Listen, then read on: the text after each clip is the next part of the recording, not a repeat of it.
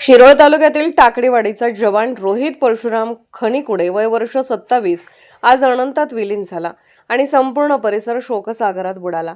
जम्मू काश्मीर येथे कर्तव्य बजावत असताना 16 एप्रिल 2026 रोजी रात्री त्यांचे अपघाती निधन झाले। आज त्यांच्या पार्थिवावर टाकळीवाडी येथे शासकीय इतमामात अंत्यसंस्कार करण्यात आले। आज रविवारी सकाळी रोहित यांचे पार्थिव घरी आणले। रोहितचे पार्थिव पाहून घरच्यांनी हंबरडा फोडला। तो प्रत्येकाचं हृदय पिळवटून टाकणारा होता।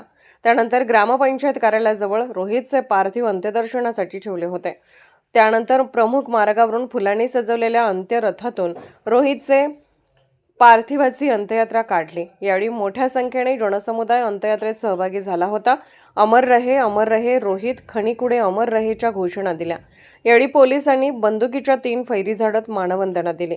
आमदार डॉक्टर राजेंद्र पाटील यड्रावकर यांच्यासह घरचे मित्रपरिवार उपस्थित मान्यवरांनी पुष्पचक्र वाहून रोहितला अखेरची आदरांजली वाहिली।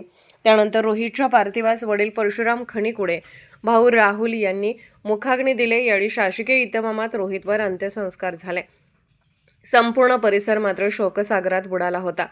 सामान्य कुटुंबातल्या रोहितचे प्राथमिक शिक्षण टाकळीवाडीतील श्री कुमार विद्या मंदिर, माध्यमिक शिक्षण श्री सरस्वती हायस्कूल येथे झाले। पुढील शिक्षण श्री दत्त कनिष्ठ महाविद्यालय कुरुंदवाड येथे पूर्ण झाले। 2020 साली बेळगाव येथे मराठा लाईट इन्फंट्रीमध्ये भरती होऊन त्यांनी अरुणाचल प्रदेश, चीन सीमारेषा आणि जम्मू काश्मीर येथे देशसेवा बजावली। त्यांच्या पश्चात आई वडील, भाऊ व भावजे असा परिवार आहे। आज गावकऱ्यांनी सर्व व्यवहार बंद ठेवत आपल्या वीर पुत्राला श्रद्धांजली वाहिली।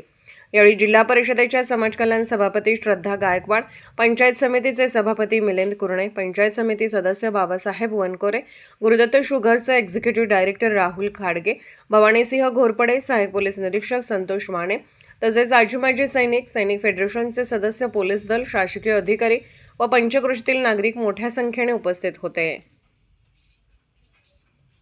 अशाच अपडेट्ससाठी एसपी न्यूज चॅनलला लाईक करा, शेअर करा आणि सबस्क्राईब करा।